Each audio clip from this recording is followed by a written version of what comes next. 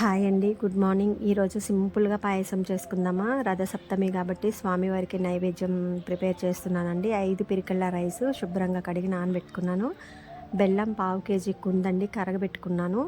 వడకట్టుకోవాలి, ఎందుకంటే దాంట్లో నలకలు ఉంటాయండి. ఒక ఇత్తడి గిన్నెలోకి స్వామివారికి ప్రసాదాలు చేయడానికి ఎప్పుడైనా నేను వేరే బౌల్స్ వాడతానండి, ఇంట్లో ఈ వాడను. కార్తీక మాసం కూడా అంతే. ఆ గిన్నెలు వేరే ఉంటాయి, మన రెగ్యులర్గా వాడే గిన్నెలు వేరే ఉంటాయి. పాలు వచ్చి లీటర్ అండి. అయితే 3 పొంగులు పొంగిన తర్వాతే రైస్ వేసుకోవాలంటారు. నేను అంతే పొంగిస్తున్నానండి. అవసరమైతే తర్వాత గ్యాస్ క్లీన్ చేసుకుంటాం. 3 పొంగులు అయినాయి కాబట్టి అండి, మనం పక్కకు పెట్టుకున్నటువంటి రైస్ యాడ్ చేస్తున్నానండి. సిమ్లోనే కుక్ చేసుకుందాం. ఇంకోటి ఏంటంటే, మనం ప్రసాదం ప్రిపేర్ చేయాలనుకున్నప్పుడు పాయసం ఖచ్చితంగా స్నానం చేయగానే రైస్ నానబెట్టుకుంటే తొందరగా కుక్ అవుతాయండి. ఇంకోటి ఏంటంటే, గ్యాస్ కంటే కూడా కట్టెల పొయ్యి మీద అయితే త్వరగా అవుతుందండి. కాకపోతే మనకి అవైలబుల్ లేదు కదా.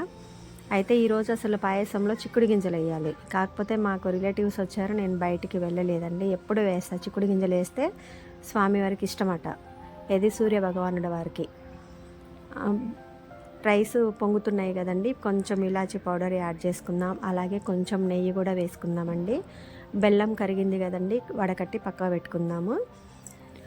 అయితే బెల్లం వచ్చేసి పానకంలా అయిందండి. అలా చేసుకుంటేనే పాయసం అనేది బాగా మెత్తగా ఉడుకుతుందండి, లేకపోతే గట్టిగా ఉంటుంది, టేస్ట్ ఉండదు. దీంట్లో కొంచెం చక్కెర కూడా వేసుకోవచ్చు, కాకపోతే నేను బెల్లంతో వేసాను. అయితే బెల్లం కొంచెం చక్కెర కొంచెం వేసుకుంటే ఇంకా టేస్ట్ ఉంటుందండి. కాకపోతే నేను ఈసారి బెల్లమే వేస్తున్నాను. 80% రైస్ కుక్ అయ్యాయండి. ఇప్పుడు మనం పక్కన పెట్టుకున్నటువంటి బెల్లం కరగబెట్టుకున్నాం కదా, అది యాడ్ చేసేసుకొని లో ఫ్లేమ్లోనే కుక్ చేసుకుందామండి. ఒక 2-3 మినిట్స్ అయితే పాయసం అనేది చిక్కబడుతుంది. అలా చిక్కుడు గింజలతోటి కూడా చేస్తారండి. అసలైతే ఈరోజు చేయాలి. చూడండి పాయసం ఎంత బాగా వచ్చిందో. నెయ్యి కొంచెం అప్లై చేసుకోండి. డ్రై ఫ్రూట్స్ ఉంటే వేసుకోండి. నా దగ్గర అవైలబుల్లో లేవు, నిండుకున్నాయి, అందువల్ల సింపుల్గా చేశాను. మన ఛానల్ సబ్స్క్రైబ్ చేసుకొని వాళ్ళు ఉంటే చేసుకోండి. వీడియోస్ అన్నీ కూడా లైక్ చేయండి.